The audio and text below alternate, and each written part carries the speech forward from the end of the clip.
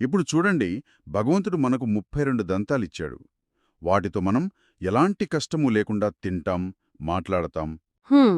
కాని అందులో ఒక్క పన్ను ఊడిపోయి మనం కృత్రిమ పన్ను పెట్టించుకోవాల్సొస్తే ఓహ్! దాని ఖర్చు, ఆ అసౌకర్యం, అది అసలు పన్నులా పనిచేయకపోవడం, అప్పుడు కాని మనకు ఆ సహజమైన పన్ను విలువ తెలీదు. నిజమే. అవును తెలియదు. ఆ ఉదాహరణ నిజంగా ఆలోచింపచేస్తుంది. ఇది కేవలం దంతాల గురించే కాదు, మనం ఊపిరి పీల్చుకోవడం కూడా అంతే కదా? ఖచ్చితంగా. దానికి మనం ఏమీ చెల్లించం, కాని అది లేకుండా ఒక్క క్షణం కూడా బ్రతకలేం. మనం ఈ విషయాలను ఎంత తేలికగా తీసుకుంటామో. ఖచ్చితంగా. ఈ ఉదాహరణ ద్వారా చెప్పదలుచుకున్నది అదే. మన శరీరం, మన ఇంద్రియాలు, ప్రాణం ఇవన్నీ మనం అడగకుండానే పొందిన అమూల్యమైన బహుమతులు. అవును. వాటి విలువను గుర్తించడమే నిజమైన కృతజ్ఞత. ఇక్కడే నిత్యతృప్తో నిరాశ్రయః అనే మరో మాటొస్తుంది. నిత్యతృప్తో నిరాశ్రయః.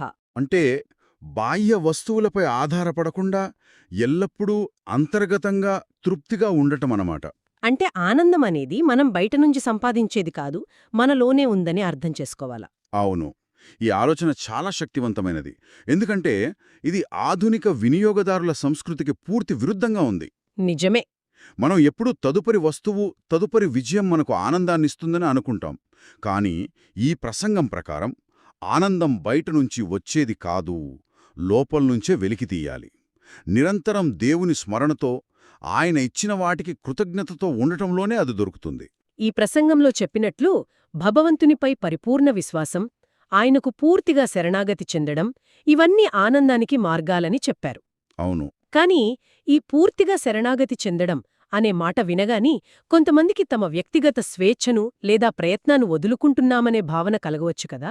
ఆ అది చాలా ముఖ్యమైన ప్రశ్న అడిగారు. ఇక్కడ శరణాగతి అంటే సోమరిగా మారడం లేదా ప్రయత్నాన్ని వదిలేయడం కాదు. దానర్థం మన శక్తి మేరకు మనం ప్రయత్నించి ఫలితాన్ని భగవంతునికి వదిలివేయడం. ఓ అలాగా. నేనే చేస్తున్నాను అనే అహంకారాన్ని వదిలి, నా ద్వారా భగవంతుడు చేయిస్తున్నాడు అనే భావనతో పనిచేయడం. ఇది భారం కాదు, నిజానికి మనకు స్వేచ్ఛనిస్తుంది. ఎందుకంటే ఫలితం గురించిన ఆందోళన మనల్ని బంధించదు.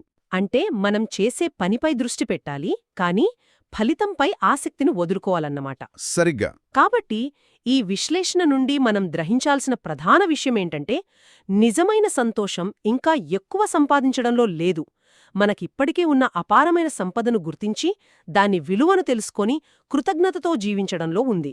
అవును. ఇది మన దృక్పథాన్ని పూర్తిగా